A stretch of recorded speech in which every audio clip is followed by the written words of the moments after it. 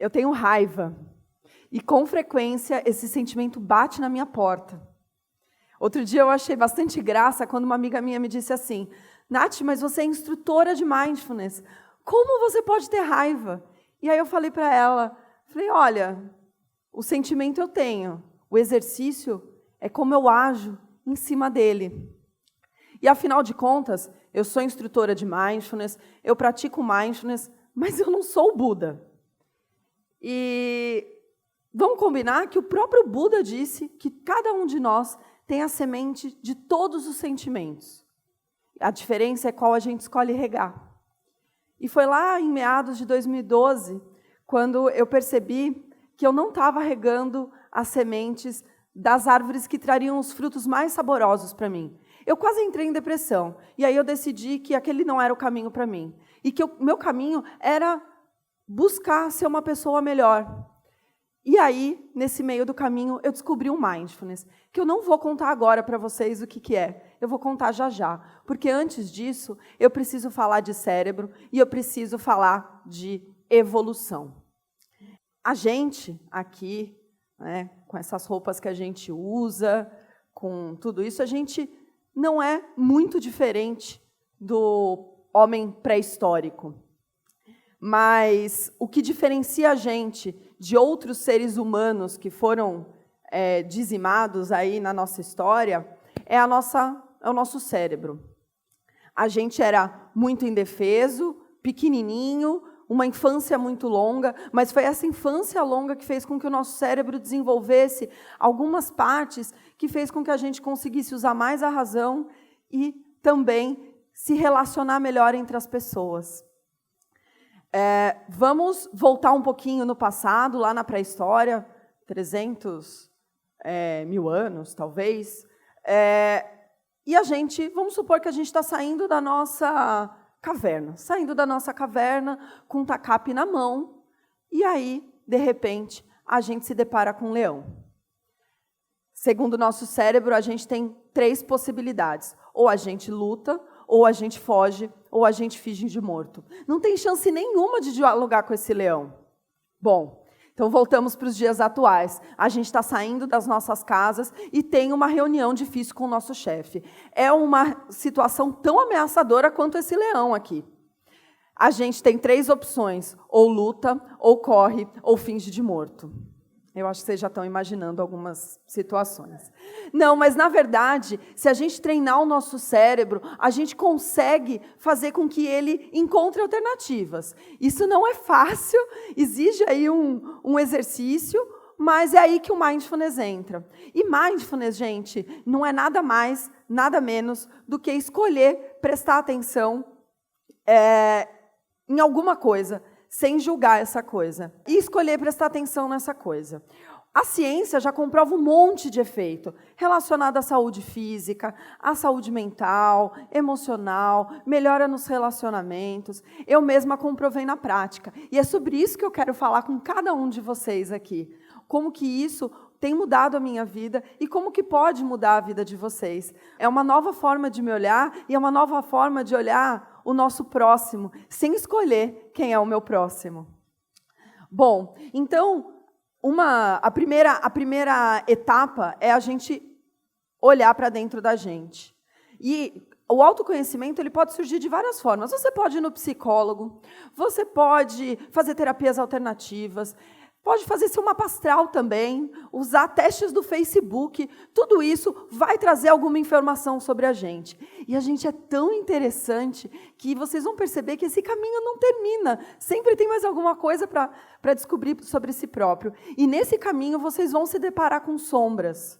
Com certeza. Porque, afinal, a gente só vê as estrelas por causa da escuridão. E nesse momento, quando a gente se deparar com uma sombra nossa, a gente tem que ser generoso com a gente. Entender que a gente é humano, que a gente vai errar e que tem, né, um leque aí de comportamentos que a gente vai operar. Então, é por isso que é importante a gente ser generoso primeiro com a gente mesmo.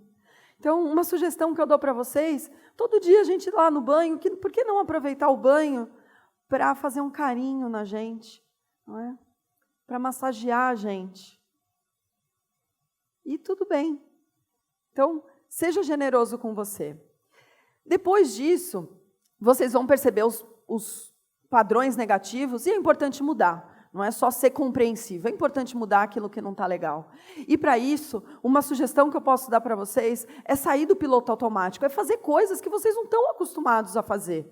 Então, por exemplo, escovar o dente com a mão não dominante, é lavar a louça, prestando atenção na louça, é ficar com o celular desligado numa hora que, numa sociedade que cobra a gente de estar conectado o tempo inteiro.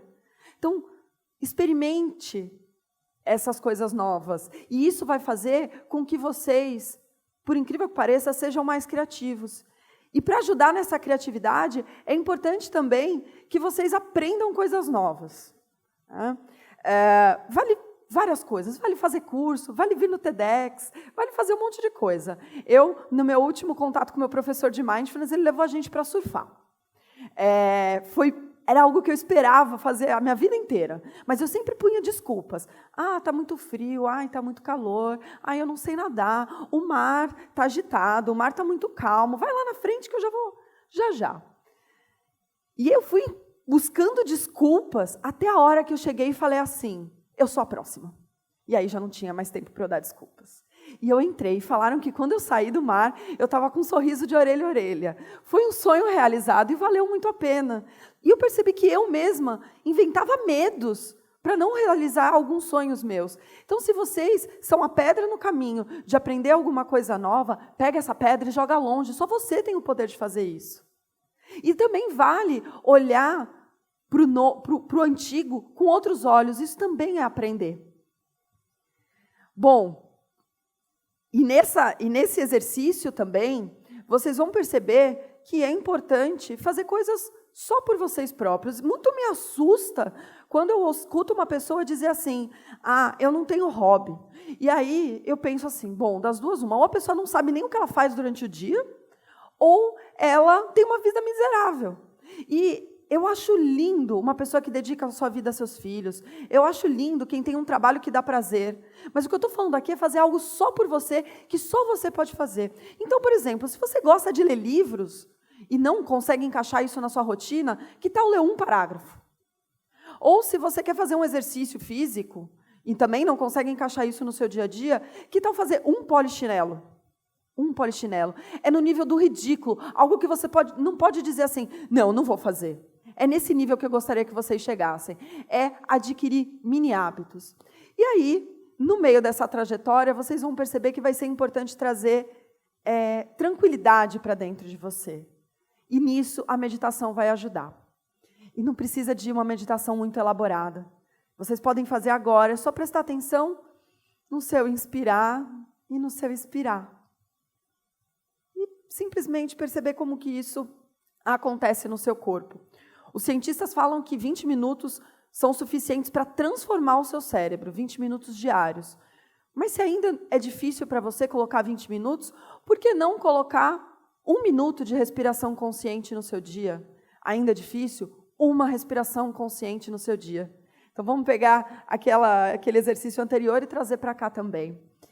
Em alguns momentos dessa trajetória, eu sinto necessidade, por incrível que pareça, eu que adoro falar, de ficar em silêncio. Então, uma vez por ano, mais ou menos, eu fico pelo menos 10 dias em silêncio. Isso me ajuda a trabalhar várias questões. E na minha última experiência, eu entendi a importância de viver o ócio também. E o ócio, eu digo assim, é não fazer nada mesmo. É não ficar no videogame, é não ler, é não escrever, é não ficar preocupado com nada. É simplesmente deixar que o dia siga o seu fluxo, sem esperar demais dele e deixar ele fluir.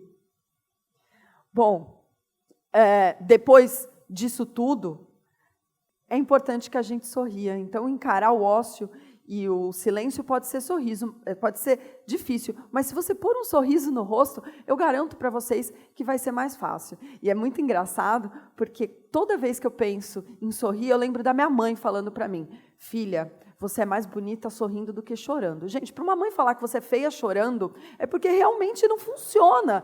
E aí eu criei um padrão na minha cabeça que sorrir vai ajudar eu a conquistar minhas coisas. Depois os cientistas disseram que realmente o sorriso conecta as pessoas e vocês conseguem mais coisas sorrindo. Então, se você não consegue sorrir, não consegue lembrar, vale colocar um alarme no celular, sorria. Talvez só de olhar o alarme você vai dar risada. E aí já vai valer a pena. Mesmo que seja forçado, sorria, porque o seu cérebro vai entender o movimento do seu músculo e vai liberar um monte de hormônio que vai ajudar o seu dia a ser melhor. E ele também vai fazer com que você se conecte com as pessoas. E essa conexão, como eu disse para vocês, é um diferencial nosso, de nós, homo sapiens, em viver em sociedade. Isso fez com que a gente sobrevivesse num lugar selvagem. Como que a gente não vai conseguir isso não pode ajudar a gente a sobreviver na nossa sociedade de hoje também. Então, faça amigos.